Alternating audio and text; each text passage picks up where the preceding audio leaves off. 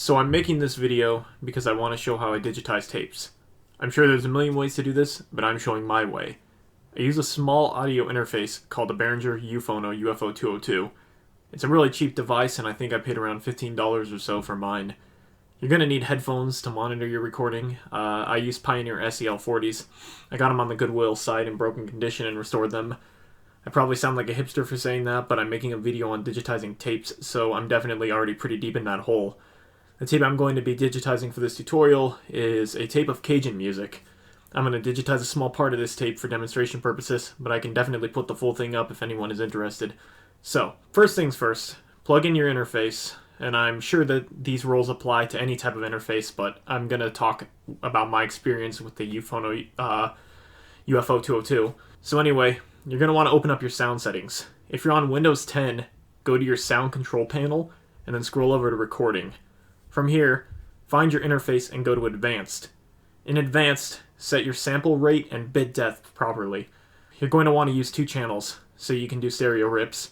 You can see the settings I use right here. I'm going to put a screen cap. But now open up your DAW of choice, DAW, DAW, whatever, tomato. I use Audacity because I don't record music digitally, and thus I really don't have any use for other DAWs, but I've seen people use Reaper, or a variety of others, Ableton, whatever. Rewind your tape fully and prepare your deck. I'm using an older Pioneer deck from the 70s, but your machine will likely be different. If you have an older 70s deck like me, you might want to set your output channel sliders fairly high. If you have a shoebox type recorder, you won't even have channel sliders. You'll have to just use an 1/8" jack to RCA type adapter and adjust the channels in Audacity. Connect your interface to the RCA jack ports on your deck and hit play on your machine, and record in Audacity. A good test that I like to do to make sure you're actually using both channels is to turn down one of the channel sliders on your recorder and then see if the channel drops on Audacity. If it does, you're good to go and you can start digitizing. The digitization process just involves rewinding your tape fully, pressing play, and then recording playback in Audacity. You'll have to flip the tape over to record the B-side.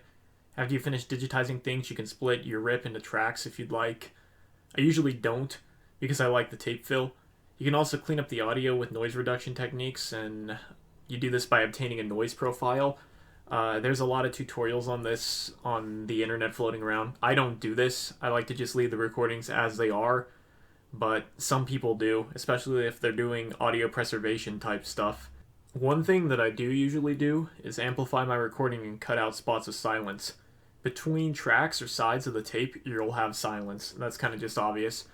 And so I just go through and kind of like cut those portions out. You can amplify things by pressing Ctrl A and then going to Effect and selecting Amplify. If you amplify your audio past a certain point, you have to enable clipping. Hopefully this video is useful. Maybe it's too simple, but there's really not much to this sort of thing. A lot of the same techniques apply to records. You'll occasionally have to set your interface to phono, depending on what sort of record player you have. Chaque jour de ma vie, on demande quoi je vis. Je dis je vis sur l'amour et j'espère de vivre mieux. Mais je fais mon idée et je quitte mon pépère et je prends mon vieux sel et je sais mon vieux cheval. Mais je monte tout le chemin et je prends mon violon et je prends mon lâcher et je joue ma vieille valse.